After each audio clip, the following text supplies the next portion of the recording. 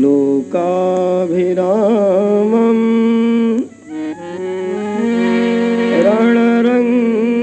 रणरङ्गधीरम्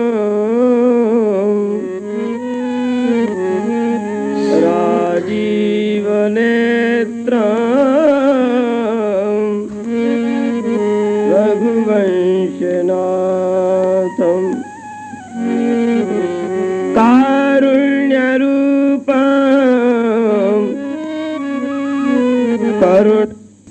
शरणं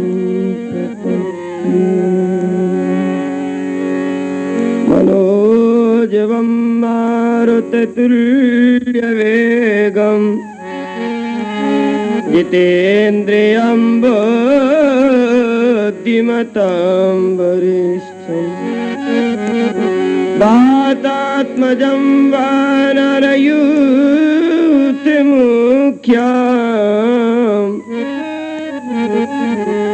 श्रीरामदूतं शरणं प्रपद्ये श्रीरामदूतं शरणं प्रपद्ये। बोलिए सियापति रामचंद्र भगवान की जय। श्री हनुमान जी महाराज की जय। सद्गुरुदेव भगवान की जय। द्वारिकाधीश भगवान की जय। श्री जगन्नाथ भगवान की जय। ओम नमः पार्वती पतये हर हरे राम राम राम श्री राम राम राम हरे राम राम राम श्री राम राम राम हरे राम राम राम श्री राम राम राम हरे राम राम राम श्री राम राम राम हरे राम राम राम श्री राम राम राम हरे राम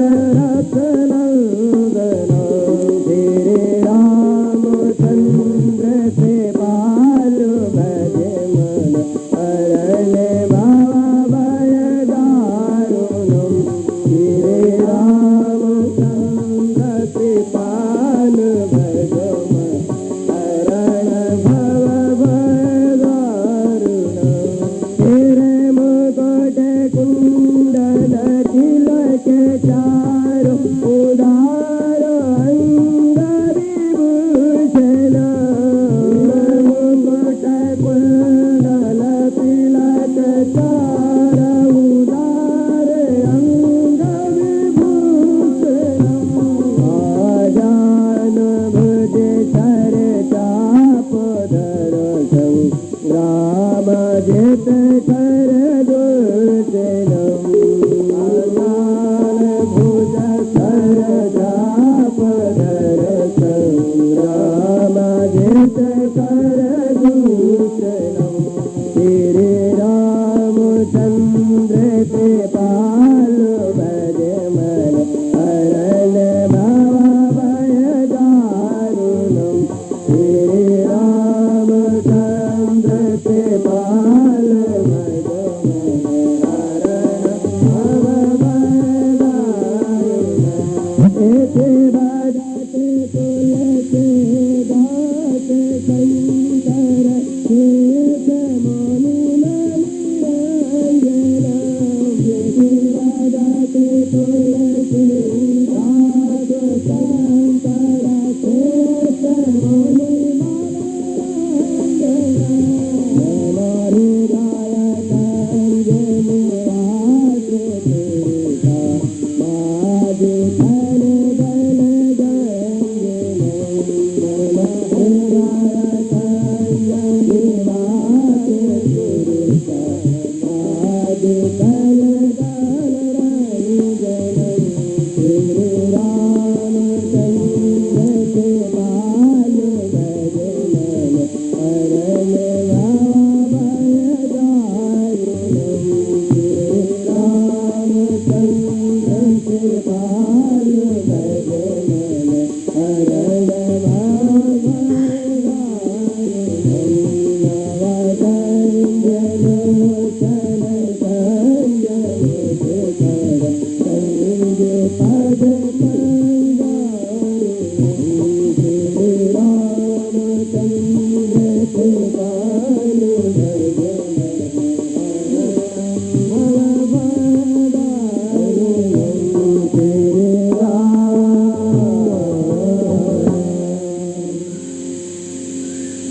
बोलिए सियापति रामचंद्र भगवान।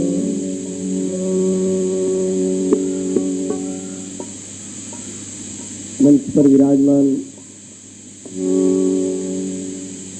सिद्धेश स्वामी ब्रह्मस्वरूप जी महाराज, संगीत पर संगत कर रहे सभी मंडली के सदस्य, चारधाम मंदिर के ट्रस्टी श्री ओम प्रकाश जी अग्रवाल, श्री रमेश जी मित्तल, श्री अशोक जी प्रजापत, हमारे कई दिनों के वरिष्ठ श्री विमल सिंह जी महेश्वरी, श्री पुरुषोत्तम जी व्यास, राधेश्याम जी सोनी और इस आयोजन के संयोजक रामकथा के श्री कैलाश जी सोनी, भक्ति स्वरूपा मातृशक्ति भगवत प्रेमी सज्जनों, सभी को विक्रम संवत्सर के आधार पर भारतीय परंपरा का नया वर्ष आज शुरू हुआ है, उसकी सभी को शुभकामना आशीर्वाद व्यास मंच से, क्योंकि हम प्रायः अपनी परंपरा की दृष्टि से नया वर्ष 1 जनवरी को मनाते हैं। शासन टीवी के माध्यम से, दूरदर्शन के माध्यम से यह प्रचारित करती है कि हमारा नया वर्ष पाश्चात्य परंपरा के आधार पर भारत का भी 1 जनवरी है, लेकिन इस देश की संस्कृति समाप्त नहीं हुई है। परंपरा को जीवित रखने के लिए संत विद्वान और समाज में भारतीय परंपरा का निर्वाह करने वाले बहुत सारे संगठन समूचे देश भर में इस बात की जागृति करते रहते हैं कि हम सभी लोग भूले नहीं, क्योंकि हमारा नया वर्ष समूची पृथ्वी का एकमात्र सम्राट महाराज विक्रमादित्य, और जिसका अपनी उज्जैनी से विशेष, क्योंकि महाराज विक्रमादित्य उज्जैनी के थे, इसलिए उज्जैनी के लोगों को तो यह नया वर्ष बड़े हर्षोल्लास से ऐसे भी स्वीकार करना चाहिए।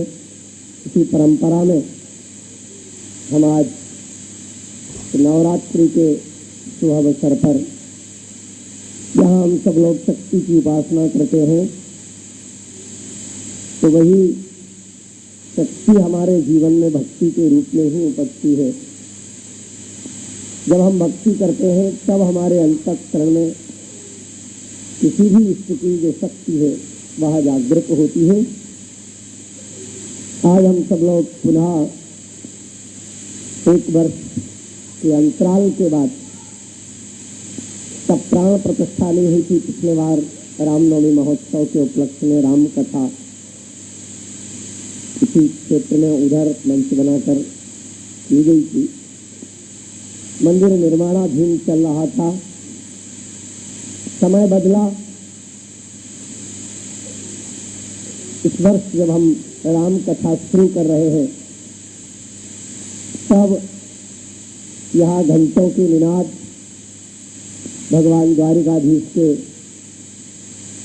प्रांगण में भगवान जगन्नाथ की 2 धाम की मूर्ति प्रतिष्ठा, और उज्जैन के तो छोड़े मेरे ख्याल में अपने प्रांत के बहुत सारे अंचलों से लोग आए। तो सभी लोग 4 धाम प्राण प्रतिष्ठा समारोह में शामिल होकर लोगों को इस समय ऐसा ही लगा कि शायद फिर से इस रुद्र सागर के क्षेत्र में कोई संघर्ष भर गया है। हम सब ने बड़ा आनंद लिया संतों के प्रवचनों का और सारे आयोजन का। क्योंकि धर्म स्थान तो जागृति के स्थान ही होते हैं।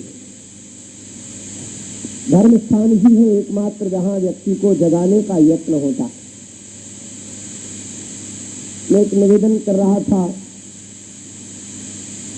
कि जब कभी हम अपनी गाड़ी लेकर जा रहे होते हैं, बड़ी तेज रफ्तार में होते हैं, लेकिन जब चौराहा मिलता है और चौराहे पर लाल बत्ती मिलती है, तब वह लाल बत्ती हमारी स्पीड को बरबस रोक देती है, हमें खड़ा करने को मजबूर कर देती है।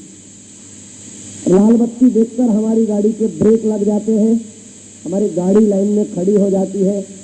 डर होता है कि अगर हम थोड़ा सी भी लाइन से आगे पार हुए तो चालान हो जाएगा, और इस लाल बत्ती को क्रॉस करने का यत्न किया तो कहीं ऐसा ना हो कि धोखे से एक्सीडेंट हो जाए। लाल बत्ती व्यक्ति को कुछ सोचने के लिए, कुछ रुकने के लिए मजबूर करती है। वैसे ही जैसे चौराहे की लाल बत्ती व्यक्ति को रुकने के लिए, गाड़ी रोकने के लिए मजबूर करती है, वैसे ही संत भी लाल कपड़ों में लाल बत्ती की तरह मनुष्य के भागम भाग की दुनिया में थोड़ी देर रुककर उसे कुछ सोचने को, कुछ समझने को मजबूर करते। हम भागे जा रहे हैं अपने जीवन की, तो कहाँ जा रहे? किसी से व्यक्ति से पूछो तो हमारा काम है, बहुत काम है, और लोगों को इतना काम है कि मरने तक की फुर्सत बोलो ना है क्या? घर में कोई फुर्सत में बैठे हैं क्या? बहुत काम है।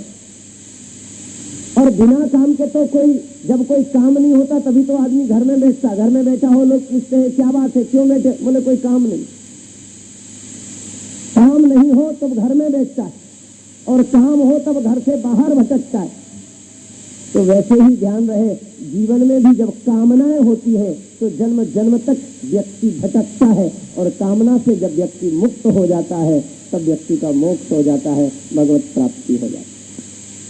ये भटकनी इसलिए रहा है कि कामना और सत्संग व्यक्ति को इसलिए थोड़ी देर के लिए रुकने को, सोचने को, समझने को कि हमारी जीवन की जो स्पीड है वो चली जा रही है, भागी जा रही है, कहीं ऐसा ना हो कि ये जाकर के अंत में मौत में जाकर के गिर जाए और खत्म हो जाए और पता चले कि हमने जो करना चाहिए था वो कर ही नहीं।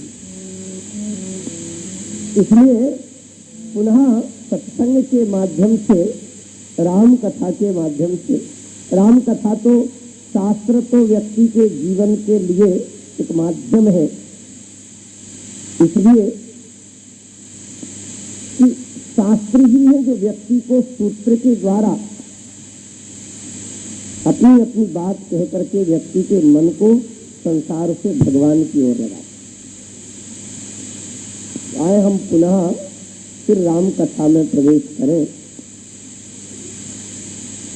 क्योंकि राम कथा ही एकमात्र ऐसी है कि सब कुछ व्यक्ति जीवन में सबसे उकता जाता है,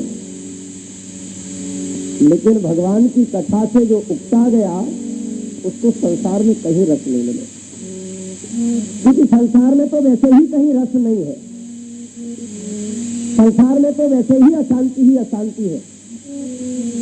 संसार में तो जैसे देखो वही दुखी है, अशांत है, परेशान है।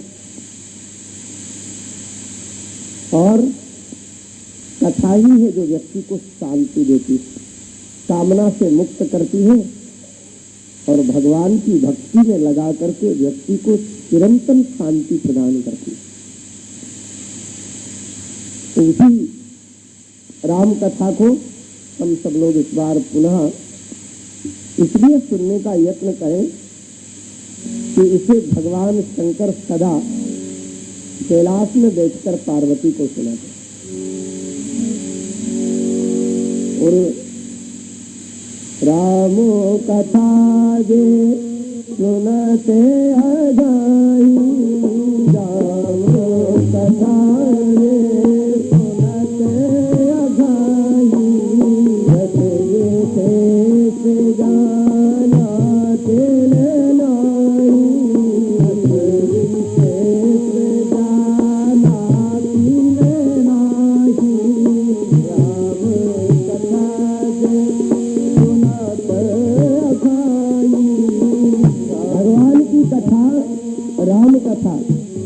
देखो, दो ही जीवन में कथा है, या तो आप राम कथा सुने या फिर काम कथा सुने। संसार में या तो व्यक्ति राम प्रेरित हो या काम प्रेरित हो। कामना से प्रेरित होगा तो व्यक्ति सुखी नहीं होगा, और राम प्रेरित होगा तो व्यक्ति सुखी है। इसलिए राम प्रेरित होकर हम कथा को सुने। जिनको राम कथा से भी रस नहीं आया, राम कथा सुनकर के भी जिनको तृप्ति ऐसी लगने लगी है, समझ लेना चाहिए कि ऐसे व्यक्तियों के जीवन में न तो भक्ति आई है और न कथा का रस आया। तो यह जो कथा है, ये जो सत्संग है, यही तो व्यक्ति के जीवन में राम की ओर चलने का संदेश देगी। तो हम लोग अपने जीवन को 9 दिन के लिए ऐसा समझे कि ये 9 दिन में देखो नवरात्रि, तो हम तो सहज कहा करते हैं कि ये देश शक्ति की पूजा की दृष्टि से विशेष महत्वपूर्ण है। और पाश्चात्य जगत जहाँ है वहाँ केवल भोग संस्कृति है, नारी को केवल मात्र भोग्या है समझते हैं। और भारतवर्ष एकमात्र ऐसा देश है जहाँ यत्र नार्यस्तु पूजन्ते, जहाँ नारी की पूजा भगवान से ही ज्यादा होती। क्यों? बोले भगवान को भी अगर हमने सबसे पहले कहा तो यही कहा, त्वमेव माता च पिता त्वमेव। पिता बाद में कहा, माता पहले कहा। क्यों? क्योंकि बालक जन्मते ही पहले, सबसे पहले अगर आवश्यकता होती है तो उसे माता की होती, पिता की नहीं होती। माता की गोद की होती है और माता के दूध की होती है। तो हम एक दिन नहीं, तो सहज कहा करते हैं कि शिवरात्रि भले एक दिन होती हो, लेकिन नवरात्रि तो 9 दिन होती है, और 9 दिन ही नहीं, वर्ष में 2 बार होती है, तो 9 दूनी 18 हो गए। मैंने देवियों की पूजा तो एक दिन नहीं, 2 दिन नहीं, 9 दिन नहीं, 9 दूनी 18 दिन। और ये 18 का महत्व और 9 का महत्व, ये बड़ा महत्व का है। 9 को व्यक्ति संतों ने अविभाज्य कहा, और 9 को ही एकमात्र ऐसा अंक कहा है जो चाहे जितने से गुणा करने के बाद 9 ही बचता है। अगर हम 9 को 9 दूनी 18 करें और 18 को फिर से जोड़ दें तो 8 और 1 9 हो जाएगा। लेकिन कुछ 36 4 से गुणा करें और 36 आए तो 6 और 3 को जोड़ दें तो 9 का ही एकमात्र ऐसा अंक है जो कितने से भी गुणा करने के बाद भी वो पूर्ण का पूर्ण 9 ही बचता है। इसलिए नवरात्रि का विशेष महत्व है। और 18 का भी बड़ा महत्व है, क्योंकि 18 दिन ही महाभारत का युद्ध हुआ, 18 ही पुराण है। हमारे पुराण भी तो 18 ही है। तो 18 पुराणों के रचयिता व्यास, तो ये 18 की संख्या का भी बड़ा महत्व है। और 18 में भी 8 और 1 9 को एक को जोड़ने पर भी 9 ही होगा। तो हम फिर नवरात्रि में शक्ति की उपासना स्वरूप राम कथा में आए चले, और इस कथा को हृदयंगम करने का, कथा के माध्यम से भगवान श्री राम जानकी की छवि को अपने हृदय में बसाने का यत्न करें। क्योंकि जीवन की जो नैया है ना, लोगों ने कहा है ये संसार सागर है, और ये मनुष्य को क्या मिला है, नर तन भव बारी भी कर दे रो, तन भव बारी भी कर दे रो। ये मनुष्य का जीवन जो व्यक्ति को मिला है, वह क्या मिला है, बोले नौका मिला। मनुष्य जीवन नौका है और संसार सागर। और ध्यान रहे, आपने कभी नौका देखी होगी, और नौका से कभी पार, नौका में कभी बैठने का मौका मिला हो, देखा होगा कि नौका बिना पानी के नहीं चलती। नौका जब भी चलती है तब पानी में ही चलती है, सूखे में कभी भी नौका नहीं चलती। दूसरी बात कि बिना डूबे नौका नहीं चलती। देखा होगा आपने कि नौका डूबती है, लेकिन ध्यान रहे बाहर से डूबती है, अंदर से नहीं। नौका बिना डूबे किसी को पार ले जाती नहीं, लेकिन नौका डूबती तो है पर बाहर से, अंदर से नहीं। वैसे ही हम संसार के सागर में डूबे तो, लेकिन बाहर से, अंदर से नहीं। अगर बाहर से डूबे और अंदर से खाली रहे तो अंदर से बैठ करके अंदर में मल्लाह आपको बिठा करके पार ले जाएगा। लेकिन अगर अंदर से भी डूब गई नौका तो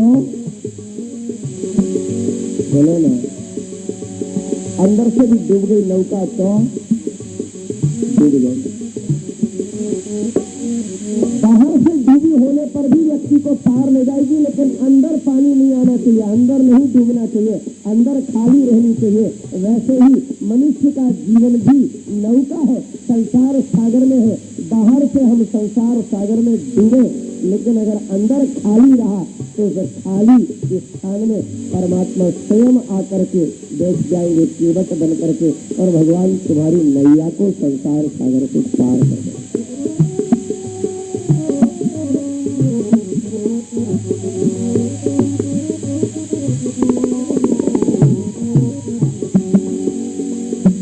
ये जीवन भगवान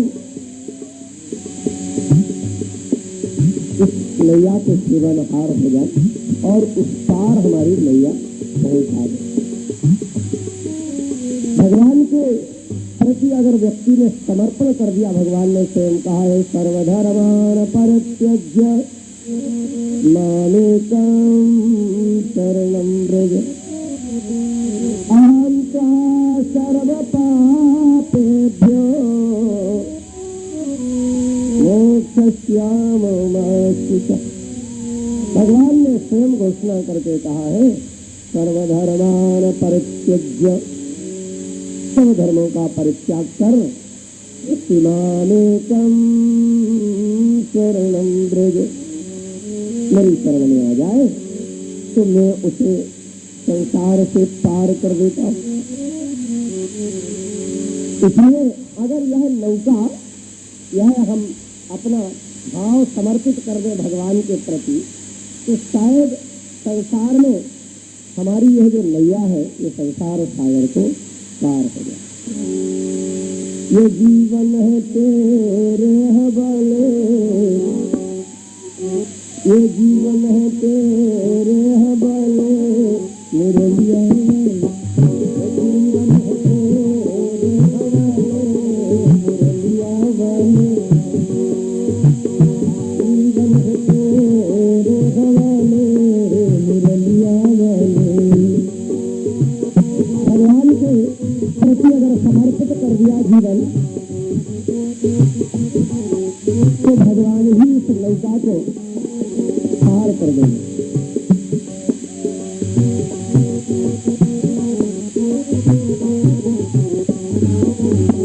जीवन है तेरे हवाले, मेरे दिया वाले, जीवन है तेरे हवाले, मेरे दिया वाले, जीवन है तेरे हवाले, मेरे दिया वाले, जीवन है तेरे हवाले, मेरे दिया वाले।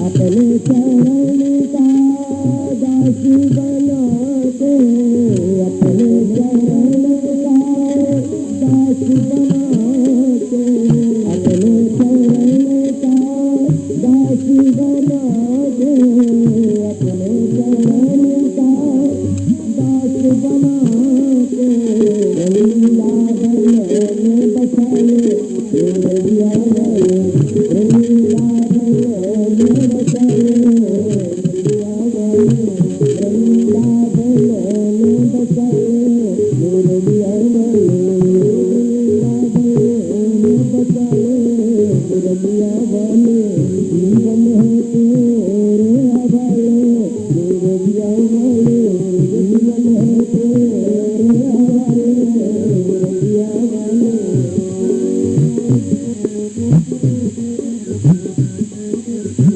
आप ही गाएंगे और ऐसा भाव करके गाएंगे कि हे भगवान, हमारा यह जीवन की नाव आपके हवाले है, आप ही से तार है। इस भाव से आप ही भगवान से प्रार्थना करें।